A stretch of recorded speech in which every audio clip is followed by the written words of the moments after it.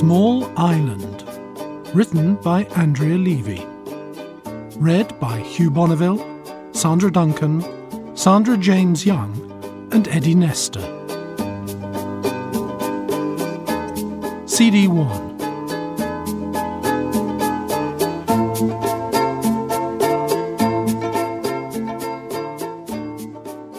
I thought I'd been to Africa. Told all my class I had. And I stood there as bold as brass and said, I went to Africa when it came to Wembley. It was then that Early Bird, our teacher, informed me that Africa was a country. You're not usually a silly girl, Queenie Buxton, she went on. But you did not go to Africa. You merely went to the British Empire exhibition as thousands of others did. It was a Butchers' Association trip.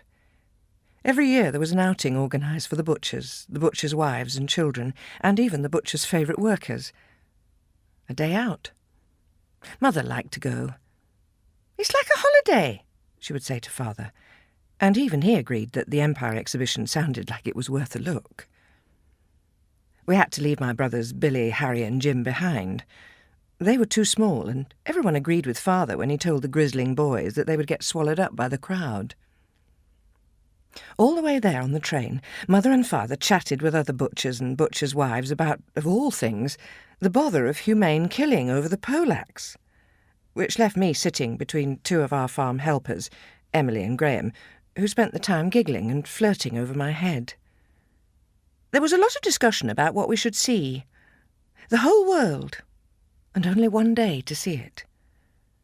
In Canada there was a life-size model of the Prince of Wales made in yellow butter. I had to struggle to the front to get a good look. I pressed my face close to the glass, and Mother came and dragged me back. You hold Emily's hand, I don't want you getting lost.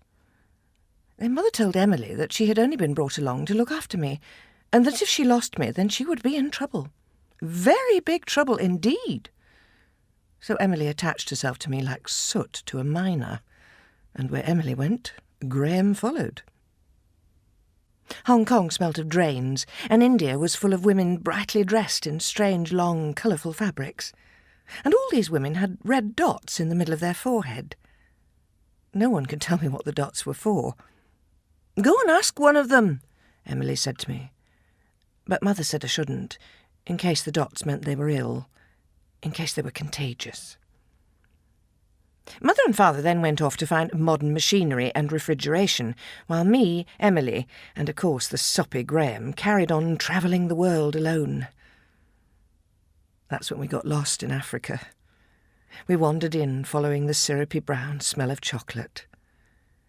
Emily trailed behind Graham, only looking at me every so often to shout, "Come on, hurry up!" We found ourselves in an African village, with Graham looking around, scratching his head, and telling Emily he was wanting the toilet. Then suddenly there was a man, an African man, a black man who looked to be carved from melting chocolate. I clung to Emily, but she shooed me off. He was right next to me, close enough so I could see him breathing. A monkey man, sweating a smell of mothballs. Blacker than when you smudge your face with a sooty cork.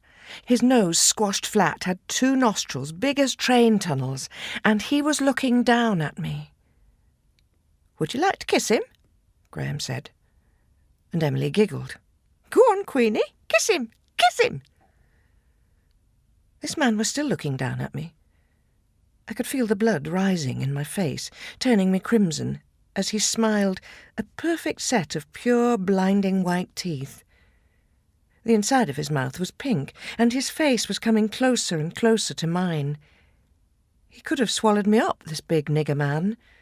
But instead he said in clear English, "Perhaps we could shake hands instead."